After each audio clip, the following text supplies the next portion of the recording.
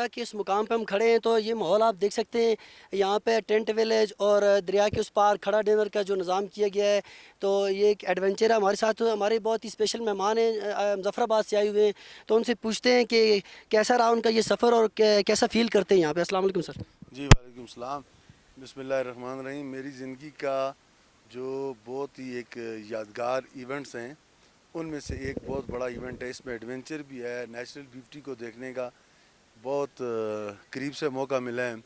सारा नीलम valley almost ऐसे ही है, बस सिर्फ बात ये है कि हमारा विजन अगर इस मयार तक पहुंच सके कि हम इस इलाके को ठीक तरह से एक्सप्लोर करें और यहाँ पर एक्सेस को इजी करें। स्पेशली मैं जो आधे रास्ते तक मैं इसमें हाइकिंग करके आया हूँ और फिर वहाँ से आगे घोड़े पे बैठ के आया हूँ, तो ये एक बड़ा ज़बरदस्त एक्सपीरियंस ये था कि एक तो बहुत ज़बरदस्त किस्म की हाइकिंग है और ऐसा ट्रैक नहीं है कि जिस ट्रैक पे आप हाइकिंग करते हो और आप थक जाते हो या कोई डेंजरस उसमें एरिया आता है, तो बहुत ज़बरदस्त है। और जिस तरह आपने भी कहा कि इस शादी को यहाँ करने का मकसद जो था, तो वो बेसिकली एक ये अट्रैक्शन भी देनी थी टूरिज़म पॉइंट ऑफ व्यू के साथ। मैंने गुले ख़ानदान साहब को मैं तकरीबन 2-3 साल से ये कहता रहा कि आप एक लुंडा बेग में शादी करें, चूँकि इनकी फैमिली का ये कल्चर रहा है कि ये साबका द्वार में यहाँ शादियाँ करते रहे। तो ये कह रहे थे कि काफ़ी मुश्किल है। फाइनली इन्होंने डिसाइड किया कि हम एक शादी का इवेंट यहाँ पे करते हैं। तो यहाँ मुझे अंदाज़ा नहीं था कि ये इतनी खूबसूरत जगह है। यहाँ के मुझे बड़ा अफसोस हुआ क्योंकि मेरे पाकिस्तान में बहुत सारे दोस्त जो थे वो तैयार थे यहाँ आने के लिए। अगर वो आते तो ये यकीनन उनकी ज़िंदगी का एक यादगार इवेंट होता है, एक टूर होता। दूसरी बात कि जिस वक्त हम कहते हैं ना कि नीलम वैली के अंदर अल्लाह तबारक ताला ने ऐसे कुदरती वसाइल रखे हैं कि ये हम नीलम वैली के अंदर जो रहने वाले लोग हैं, हम रोज़गार का रोना क्यों रो रहे हैं, ठीक है। तो यही है वो अल्लाह के ख़जाने कि जहाँ तक हम लोगों को ईज़ी एक्सेस दें तो यहाँ पे एक बहुत बड़ी इंडस्ट्री जो है वो ग्रो कर सकती है, न सिर्फ टूरिज़म की शक्ल में, ज़राअत की शक्ल में। आप ये सारा ट्रेवल करके आए, हज़ारों कनाल रकबा ऐसा है कि जिस पे हम आलू लोबिया काश कर सकते हैं और मटर। और स्पेशली ये जो एरिया है ये जिसको हम शोंठर कहते हैं, ये चूँकि ये शोंठर ही आलमोस्ट है, यहाँ का लोबिया और यहाँ का आलू और जागरा का लोबिया और आलू ये पूरे पाकिस्तान और आज़ाद कश्मीर के अंदर सबसे बेस्ट है। यहाँ की स्पेशल सौगात है। जी हाँ, स्पेशल सौगात। तो ये सर कि आप हाइकिंग करते हुए उस वक्त तो काफ़ी मुश्किल फ़ील करते होंगे यहाँ पे आके। शायद आपने ये सोचा होगा कि हाइकिंग जो है ना उसका सारा कुछ कसर निकल गई है यहाँ पे, ये दरिया और ये माहौल देख के, इसके बारे में। अच्छा, एक तो हाइकिंग का सफ़र भी मेरे लिए बहुत, चूँकि थकावट हो रही थी, इतना लंबा ट्रेवल कभी किया नहीं है, तो चूँकि घोड़े पे मैं एक बहुत लंबे अरसे के बाद बैठा हूँ, तो पहले भी बहुत ज़्यादा नहीं बैठा, तो घोड़े पे बैठ के भी मुझे काफ़ी थकावट हो रही थी। लेकिन जैसे ही इस एरिया के अंदर जिस वक्त एंट्री हुए ना, तो मैं लफाजी के तौर पे ये बात नहीं करता, पूरी ईमानदारी से ये बात करता हूँ, मुझे उस वक्त से इस वक्त तक कोई थकावट फील नहीं हुई। मेरे साथ कुछ मेरे अजीज़ जो हैं वो थ्रू आउट हाइकिंग करके आए हैं और ये बिल्कुल इसके हम करीब पहुंच के हमने एक जगह पर रेस्ट की, तो मेरा एक भांजा है, वो मैंने कहा कि कैसे, तो वो बड़ा गुस्से में था ना, कहता जी इधर क्यों लेके आ गए। तो जब यहाँ पहुंचे तो उन्होंने कहा जी कीमत पूरी होगी, तो ज़बरदस्त जगह है। तो मैं गवर्नमेंट से ये गुजारिश करूँगा कि वो जो मुर्दा हमारे डिपार्टमेंट हैं, ज़राअत का डिपार्टमेंट है, वो टूरिज़म नाम का एक डिपार्टमेंट है, जिसका मतलब पूरी दुनिया के अंदर एक हिस्ट्री है ना कि दुनिया में सबसे ज़्यादा वो इंडस्ट्री ग्रो करती है कि जिसका रॉ मटेरियल उस लोकल हो या जिसके जो नेचुरल पोटेंशियल आपके पास, जो भी आपके पास ये टूरिज़्म का नेचुरल पोटेंशियल है, ठीक है जी।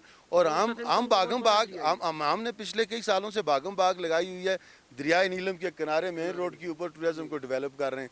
मेरे भाई, जिस वक्त हम सब वैलीज़ के अंदर लोगों को एक्सेस नहीं देंगे और इस एरियाज़ को डेवलप नहीं करेंगे, यहाँ तो मैं मतलब नीलम वैली से हूँ मैं, ठीक है, यहाँ के मैं मतलब बिल्कुल एक अजीब सी फीलिंग है मेरी, मतलब बॉडी लैंग्वेज ही मुझे ये नहीं कह रही कि ये एरिया भी नीलम वैली का है, ठीक है। यहाँ पे बहुत कम टूरिज़्म का रुझान है ना, ये थोड़ा सा हाइकिंग की वजह से, तो इसलिए अब यहाँ पे आके हमें इस चीज़ का अंदाज़ा हो गया कि जो आप जैसे आपने कहा कि दरिया के साइड पे टूरिज़्म और इंडस्ट्री से हमारी ये दरख्वास्त है कि हाइकिंग भी होगी और यहाँ पे आके एडवेंचर देखें, कुदरती नज़ारे देखें।